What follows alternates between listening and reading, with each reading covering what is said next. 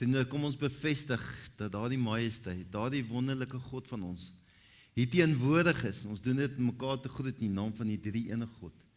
Genade en vrede vir julle van God die Vader en Jesus Christus en die kragtevolle werking van die Heilige Gees.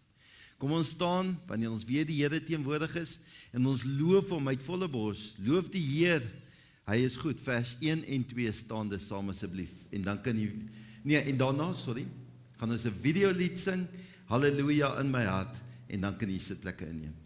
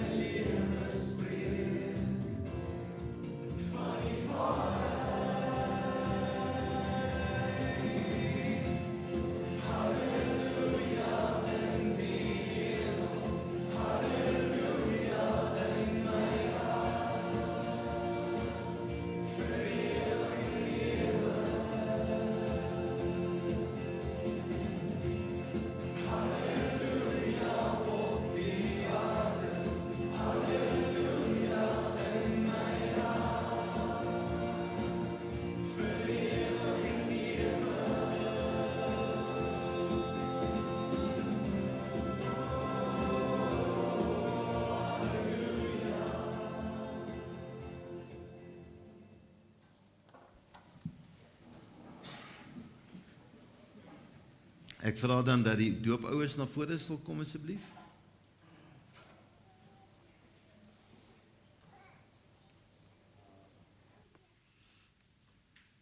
Julle kan sommer hier voor my staan en net vir my kyk.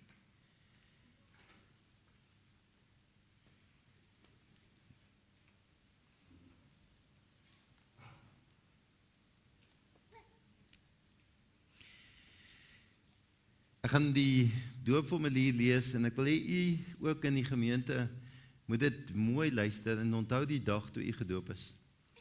Na die afloop van die diens kom staan ek hier by die waterbak en as u self weer net die doop wil vier, onthou die dag toe God hom aan u kom verbind het, sal ek hier staan en net 'n kruisie met die water op die voorkop maak. Is nogal lekker om jou doop weer te vier soos wat ons verjaarsdag vier.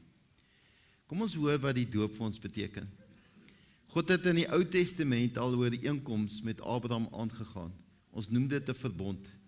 Die verbond kan vergelyk word met 'n testament waarin God al sy gawes tot sy kinders se beskikking stel. By die doop bevestig God dat ons en ons kinders in hierdie testament ingesluit is. Ons en ons kinders word verseker dat God ook ons God is.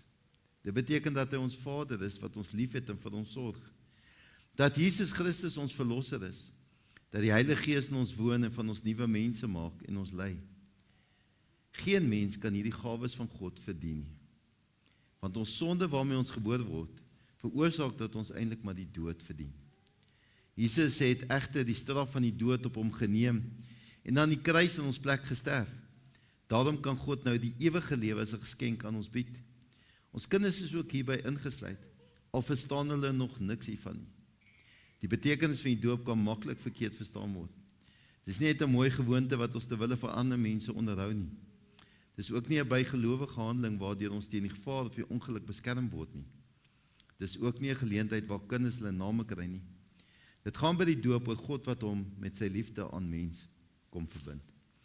Terwyl ons dan wag dat die kindertjies ingebring word of terwyl hulle ingebring word, gaan ons so sit, dan sing ons hierdie pragtige lied 292 My enigste troos. Die Heidelbergse Katekisme vraag natuurlik, maar kom ons dink oor die woorde wanneer ons hom sing vers 1 en 2 sittende saam met die orgel.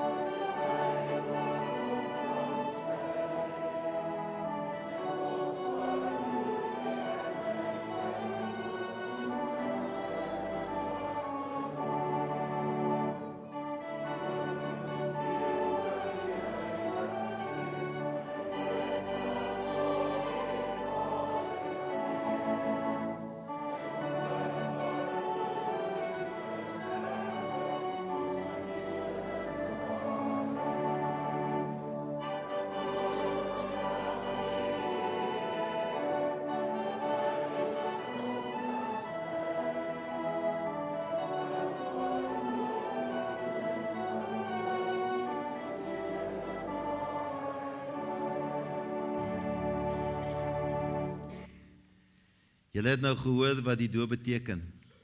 Daarom vra ons dat julle as ouers opreg op die volgende vraag gaan antwoord. Bely julle dat hoewel ons kinders as sondaars in die wêreld gekom het en daarom onder die oordeel van God staan, hulle nogtans in Christus aan God behoort en as lidmate van sy gemeente gedoop moet word? Aanvaar julle die Bybel as die woord van God en aanvaar julle die leer van die kerk soos die belydenisskrifte dit verwoord as die ware en volkomme leer van verlossing? Beloof julle om hierdie kind in die leer na die beste van julle vermoë te onderrig en ook te laat onderrig? Wat is julle antwoord? Die kerkraad, ek vra dat Tanya na vore kom, ek neem as Tanya. Kyk, die ouers wil nie weet nie, maar het lyk of ons nuwe, ten minste bloubol spelertjies gaan hê, of 'n paar springbokke. Het eerste is Loan Brits, dan sy Jackie Klaas gaan julle sien toe. Hou hom vas, ek het 'n bietjie verkoue, kom staan daar. Loan Brits, ek doop jou in die naam van die Vader, en van die Seun, en van die Heilige Gees. Amen. Daar sê. Gemeente ontvang dan ook ons nuwe lidmaat, Loan. Daar sê, teken gedag. Geef my die volgende.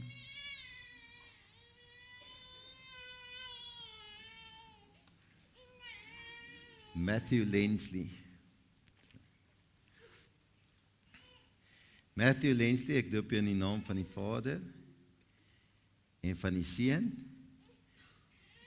en van die Heilige Gees. Amen. Gemeente ontvang dan ook ons nuwe lidmaat, Matthew.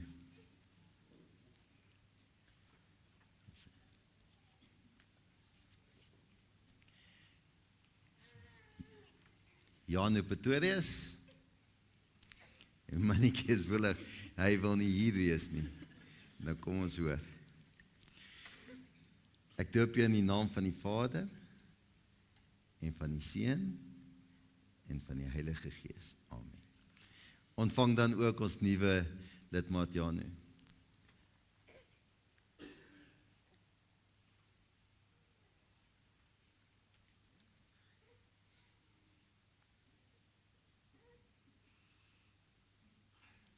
Ek dink nie hy gaan rugby speel nie, met daai mond gaan hy 'n predikant word.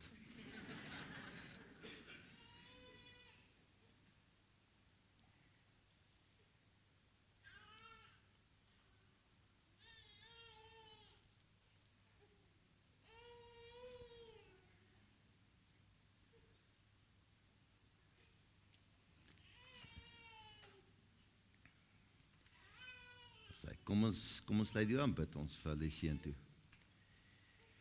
Here, wanneer ons hierdie mooi sakrament bedien, en ons weet dis die teken van u verbond. U is ons God en ons is u volk. Nou verstaan hierdie kindertjies nog net niks van wat hier gebeur nie. Wys dit vir ons hoe groot is u genade en u liefde in hierdie week wat vir ons voorlê, as 'n teken daarvan dat hulle ingesluit is by u verbond, u genadeverbond. Dat hulle alreeds deel in die skatte van die koninkryk van u. Vir hierdie ouers wat hulle moet groot maak. As ons het op ons eie moes doen, Here, sou ons nie kon regkry nie. Maar die drie enige God wat hom aan hulle en hierdie kinders kon verbind, maak dit moontlik. Onder die leiding van die Heilige Gees, deur die genade van ons Here, kan ons die liefde van God tuisbring in ons gesinne en by ons kinders. Daarom mag ons hierdie familie seën met die liefde van God, die genade van ons Here Jesus Christus en die teenwoordigheid van die Heilige Gees. Dat hulle sal besef, hulle staan onder hierdie genadeverbond en hulle leef vanuit God se liefde deur die genade van die Here, onder die leiding van die Heilige Gees. En mag hulle altyd u voor oë hou, sodat die heerlikheid van God sal tuiskom. Ons bid dit in Jesus naam alleen. Amen. Kom ons staan saam as 'n gemeente, saam met ons nuwe lidmate en ons sê die geloofsbelijdenis hardop. Ek glo in God die Vader, die Almagtige, die Skepper van die hemel en die aarde, en in Jesus Christus, sy eniggebore Seun, ons Here, wat ontvang is van die Heilige Gees, gebore is uit die maagd Maria, wat gelei het onder Pontius Pilatus, gekruisig is, gesterf het en begrawe is, en ter helle neergedaal het, wat op die derde dag weer opgestaan het uit die dode, wat opgevaar het na die hemel, en sit aan die regterhand van God, die Almagtige Vader, van waar hy sal kom om te oordeel, die wat nog lewe en die wat reeds gesterf het. Ek glo in die Heilige Gees, ek glo aan 'n heilige algemene Christelike kerk, skap van die heiliges, die vergifnis van sondes, die opstanding van die vlees en 'n ewige lewe. Amen. Dankie, julle kan julle sitplek saam met die gemeente neem.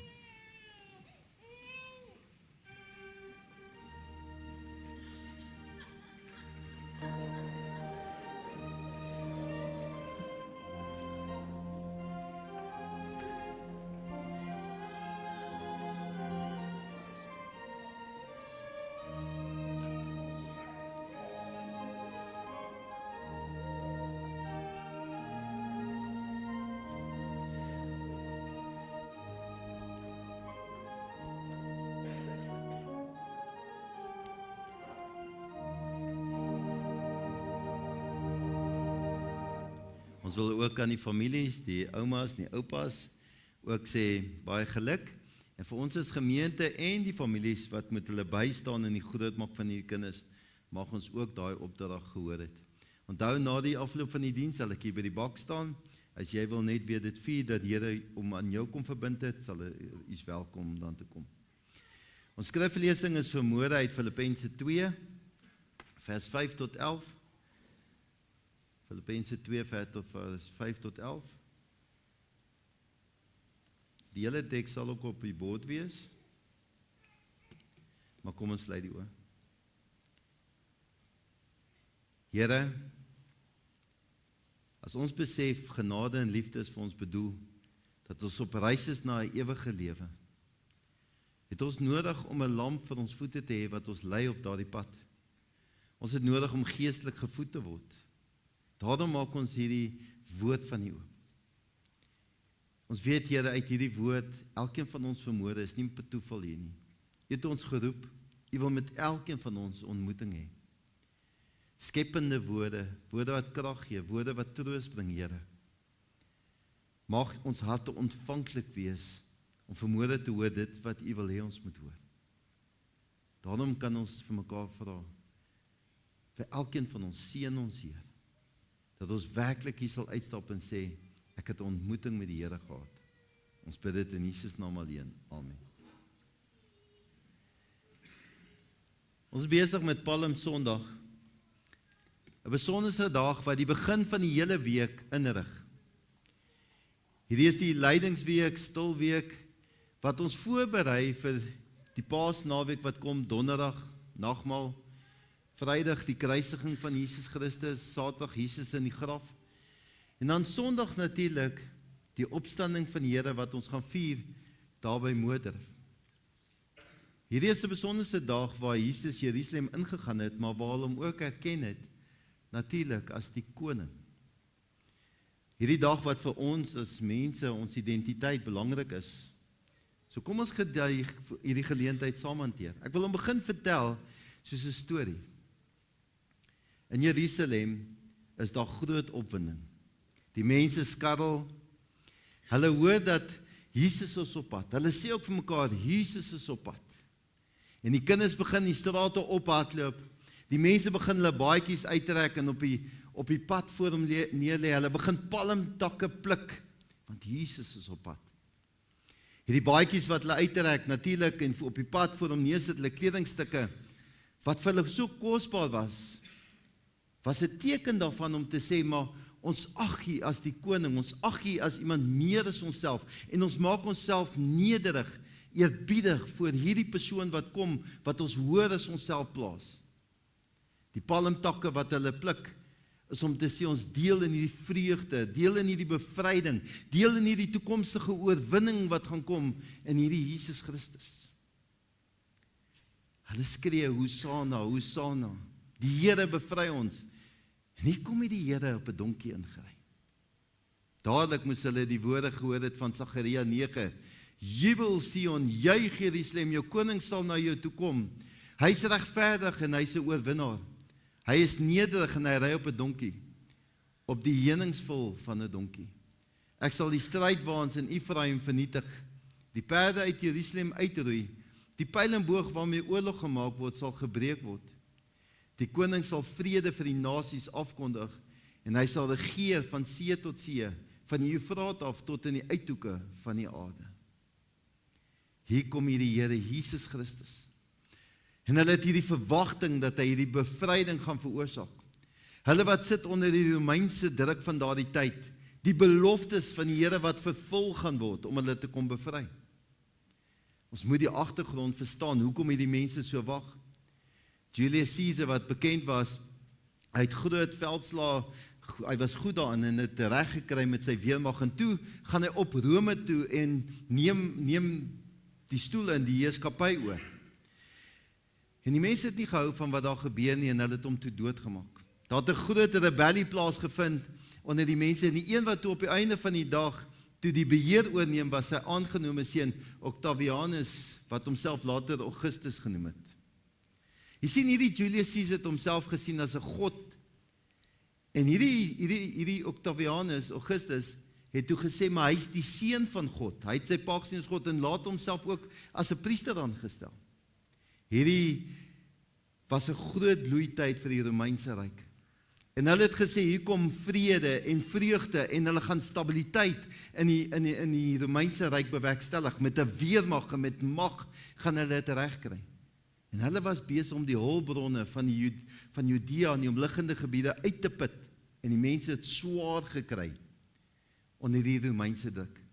En hier kom hierdie Jesus, hierdie voorspelling, hierdie verwagting. En hulle het gedink, hier kom hierdie koning wat hulle gaan bevry van hierdie Romeinse druk. En hulle gooi hulle kleding voor hom neer. En hulle jubel en juig vir wat gaan gebeur.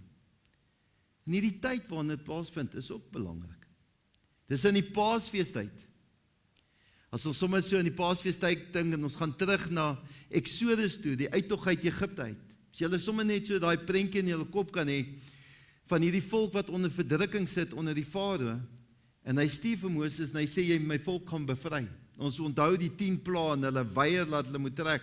En toe kom die 10de plaag, daai dood van die eersgeborene, van die bloed wat op die deurkusyn geverf moet word, sodat die doodsengel daar verby kan kom en uiteindelik het die Vader toegelaat dat die volk moet trek.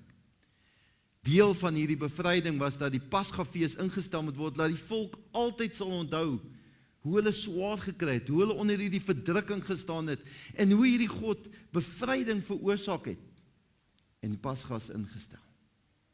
Dit was elke persoon, deel van God se volk, se begeerte gewees om na Jerusalem toe te gaan. Hulle sê Jerusalem se syfer het in daardie tyd verdriedubbel soveel mense daar was. Nou sê die mense, nou kom Jesus nog met al die mense wat besig is om hom te volg, oor al die wondere wat gebeur het, alles wat hulle gesien gebeur het, is daar 120 tot 150.000 mense wat hom volg. Hier kom hierdie baie mense en hulle skree, Hosanna, Hosanna, Here red ons, bevry ons. Juis in hierdie tyd waar onthou is hoe God hulle bevry het. Selfde mense wat nie 'n rukkie later so teleurgesteld is, omdat hierdie nie die koning was wat met strydwaans en oorloë en met mag hulle kon bevry het nie. Dat hulle 'n rukkie later geskree het, kruisig hom, kruisig hom. Hierdie bevryding vir ons vandag ook, oor hierdie week wat gebeur het, dat hierdie keer die lam wat geslag is, Jesus Christus, juis ons identiteit kom verander, dat ons weet ons vry is van die verdrukking, van die sonde, dat die dood ons verbygaan, en aan die ander kant die dood daar lewe is, maar terselfdertyd dat die koninkryk van God tuiskom in ons wêreld. Die hele lewe het die koninkryk tuisgekom. Hierdie dorp was in opskudding en sê, wie is hierdie man? Daardie moment van hierdie vraagstuk, 'n vraagstuk moment, wie is hierdie persoon? Word vir ons ook, wanneer ons in Palmsondag ingaan, 'n week wat sê, maar jy moet vir jouself gaan vra, wie is hierdie Jesus Christus? Want dit bepaal jou identiteit, hoe jy jouself dink, jou optrede. Dit bepaal die res van jou bestaan. Ons is die kerk, ons praat die afgelope tyd daaroor. Die kerk is nie 'n gebou nie. Ons is die kerk wat moet funksioneer in hierdie wêreld, wat Jesus se liefde moet tuisbring in sy genade. En as jy nie weet wie die Here in jou lewe is, en hoe die Here jou verlosser is, en hoe die Here tuiskom in jou hart nie, gaan jy nie weet hoe bepaal dit jou optrede daar buite nie. Daarom is ons hierdie gedeelte lees van Filippense. Paulus skryf hierdie gedeelte van hierdie mense wat deel van 'n Romeinse kolonie was. Mense wat maar besig was, waar onmin was, besig om mekaar te vernietig. Jy sien, hulle het gesê, eer en status, sosiale kringe, kultuur en selfverheffing, aansien. Dit het gegaan, hoe kan ons alles doen om eerste te kom, en myself eerste te plaas? Nie baie ver van waar ons vandag is nie. Ons gee nie om wat die res doen nie, solank dit net oor my gaan. Dan skryf Paulus hierdie brief vir hierdie mense om te sê, dink bietjie mooi, hoe julle veronderstel is om een te wees, en jy kan dit alleenlik regkry wanneer Jesus Christus, as jy gaan kyk hoe en wat Jesus Christus doen, en hoe dit jou aanraak. Kom ons lees hierdie gedeelte saam. Die voorbeeld van Jesus Christus, laat dan die gesindheid wat daar in Christus Jesus was, ook in julle wees. Nou die woord gesindheid, die Engelse Bybel sê, have this mind in you, which was also in Christ. Daar's 'n gesegde wat ons weet, Winston Churchill sê, attitude is a little thing that makes a big difference.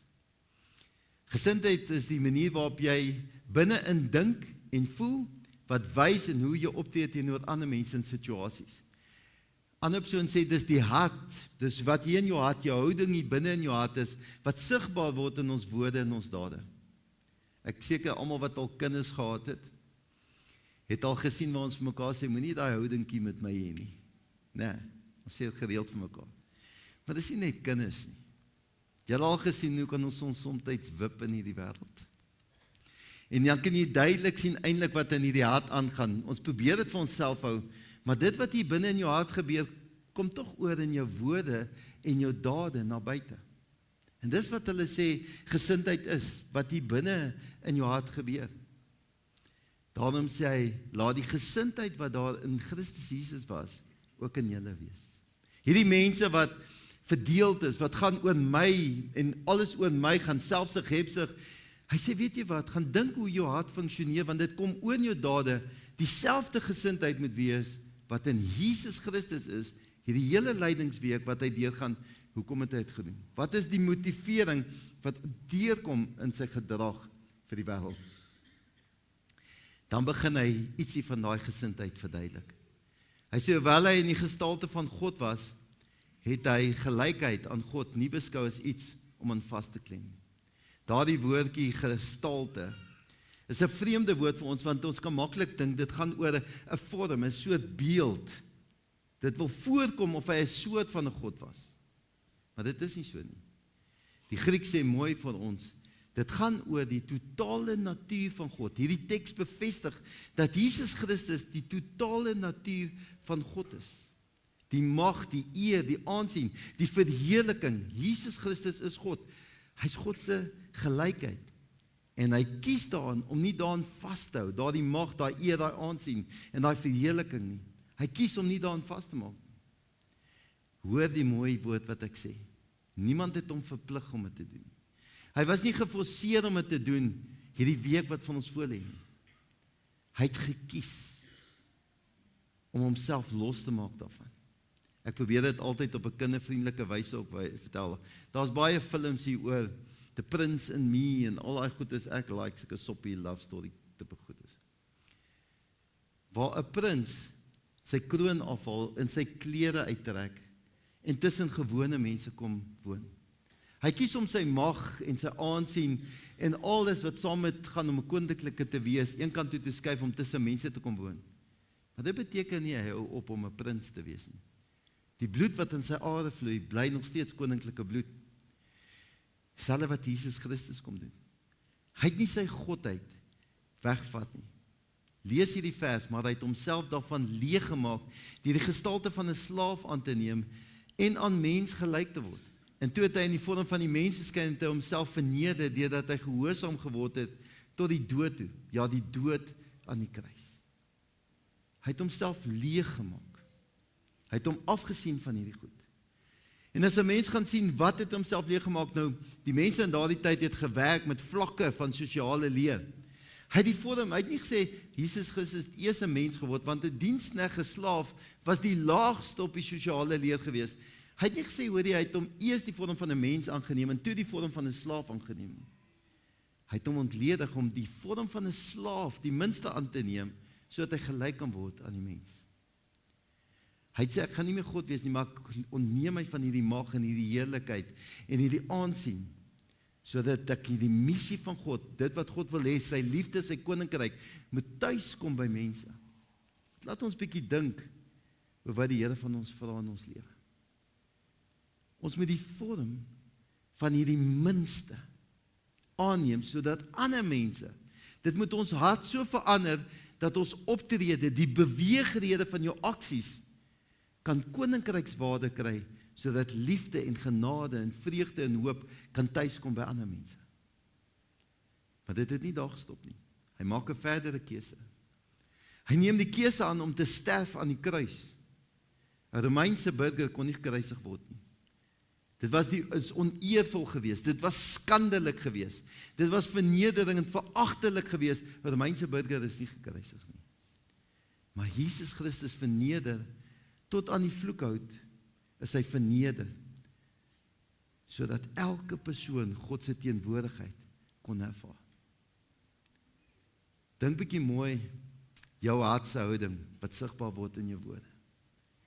Ek weet ons is almal maar net mense, en ek vang myself gedurig vra, tot waar moet ek myself verneder? Jesus Christus wys, hy sal tot aan die einde gaan, tot waar dit nie meer kan gaan nie, tot in die dood, sal hy homself verneder, dat mense, ek en jy en elkeen van ons, God se teenwoordigheid, sy liefde, kan begin ervaar. God se hart, hierdie gedeelte wys vir ons, God se hart is nederig, selfopofferend. Die ware grootheid lê in diensbaarheid. En die kruis, die nederlaag, was eintlik die mag, die ontmagtiging was eintlik die mag, om te wys dat God se manier van doen liefde is. Prakties beteken dit vir ons dat ons dieselfde gesindheid, dieselfde manier van dink, dieselfde manier van voel, wat moet jou hele lewe verander, daar buite moet ervaar. Dan sien ons wat eintlik hier gebeur in vers 9. Daarom het God hom ook tot die hoogste eer verhef, en hom die naam gegee bo elke naam, sodat die naam van Jesus elkeen wat in die hemel en op aarde en onder die aarde is, die knie sou buig en elke tong sou erken, Jesus Christus is die Here, tot eer van God die Vader. Ware eer nie deur mag of selfverheffing verkry word nie, maar deur nederige gehoorsaamheid aan God. Dit laat ons dink wanneer ons hier uitstap.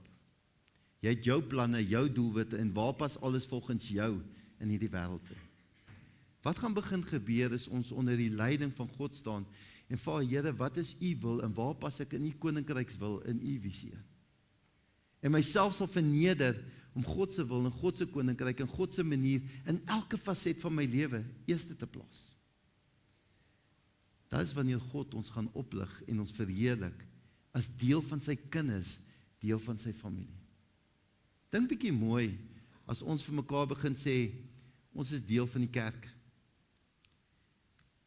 Ons is veronderstel om die kerk op te lig.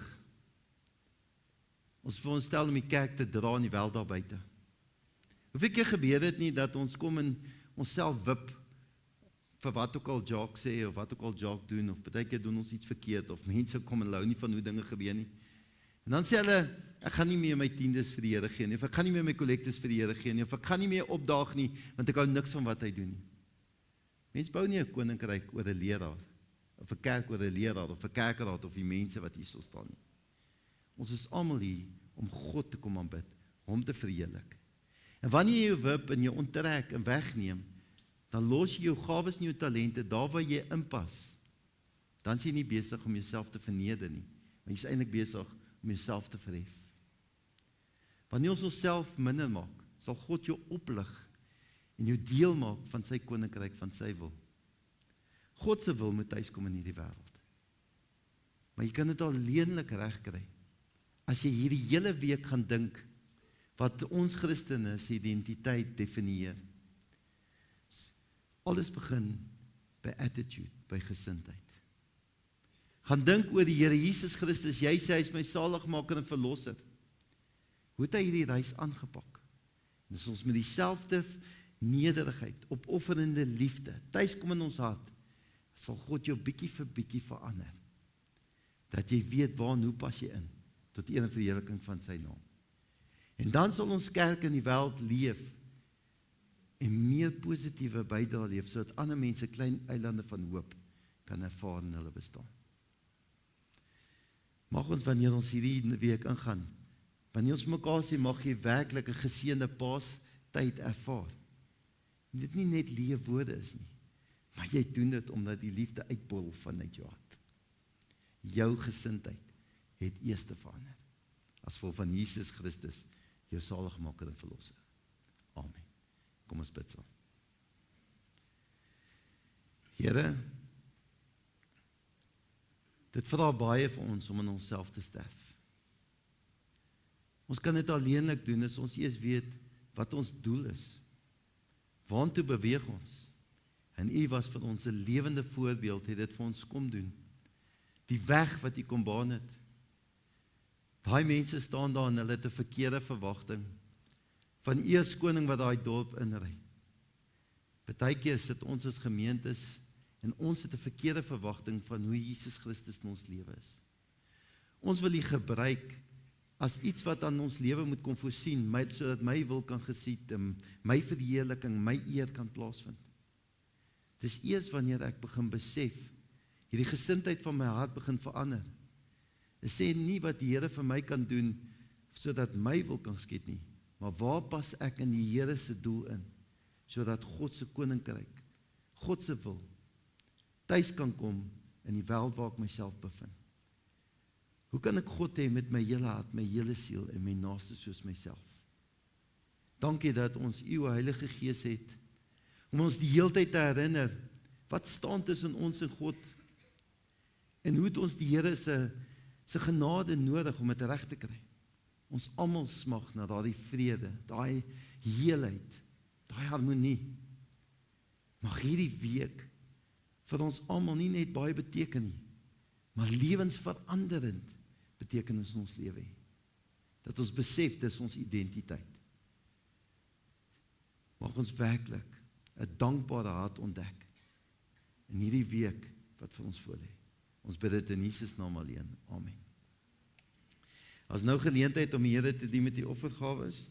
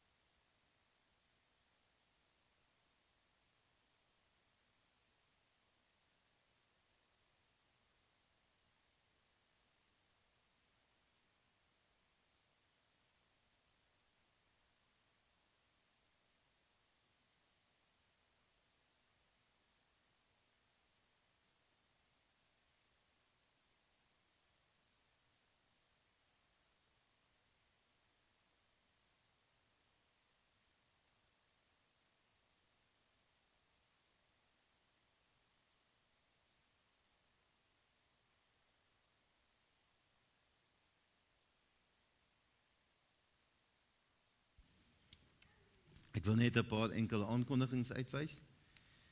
Die deurkollekte gaan vanmôre vir Bybelverspreiding. Daar is nog binnekort twee doopgeleenthede wat gaan plaasvind. En as u wil een by een wil inskakel, asseblief kontak die kerkkantoor. Hulle sal vir die inligting daarvoor gee. Dan, ons gaan binnekort die Bybelstudie hervat eers na die vakansie. Ons sal op die datums gee wanneer dit gaan presies hervat. Ons wil ook begin met selgroepe. Om weer, dit beteken nie die Bybelstudie gaan wegval nie, maar ons wil probeer om ook groepe by die huise aan die gang te kry. As jy dan sou belangstel om deel te word van 'n selgroep, Skakel asseblief die kerkkantoor, gee je naam op. Ek dink dit is beter wees as wat jy vir my skakel. Ek kom nie by alles altyd nie. So as jy net van Anita kan skakel en net sê ek wil so graag wil deel word. As jy my 'n WhatsApp stuur, sal ek dit graag ontvang. Ek kan net nie beloof dat ek altyd gaan onthou met van Anita deur te gee nie. Dis my groot kopseer. So dit sal beter wees jy hulle skakel daar. Dan hierdie week, eerskomende donderdag aand, het ons stil nagmaal.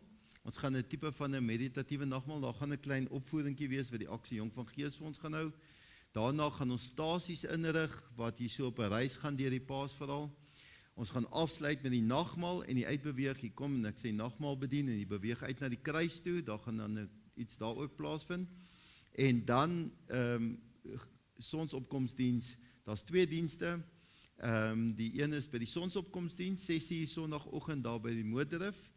By die Nyl, en dan die ander diens, as jy nou nie kan sien om so vroeg op te staan nie, maar dit is lekker om daar in die koue te gaan sit en kyk hoe kom die lig oor die water op, maar as jy nie kan sien daarvoor nie, is daar gesamentlike diens ook in ons sentrum om 9:00, jy is welkom dan om daar ook by te woon.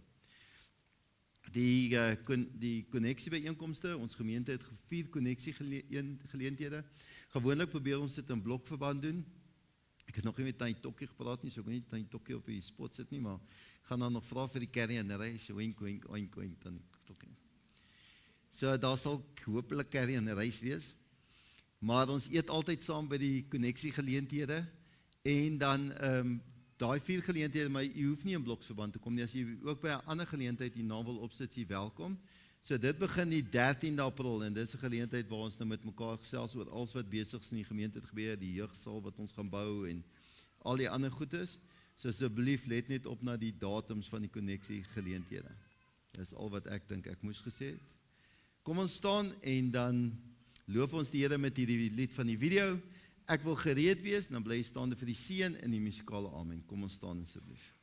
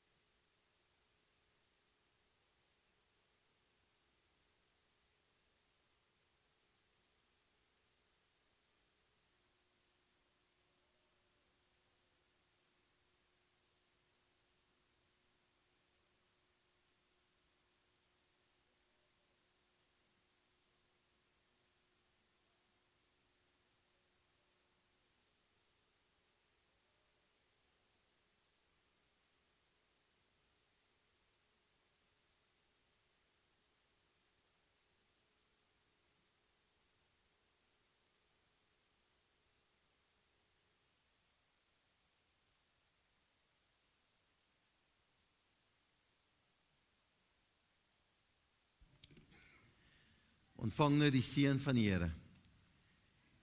Mag die liefde van God, die genade van ons Here Jesus Christus en die teenwoordigheid van die Heilige Gees met u wees van nou af tot in alle ewigheid.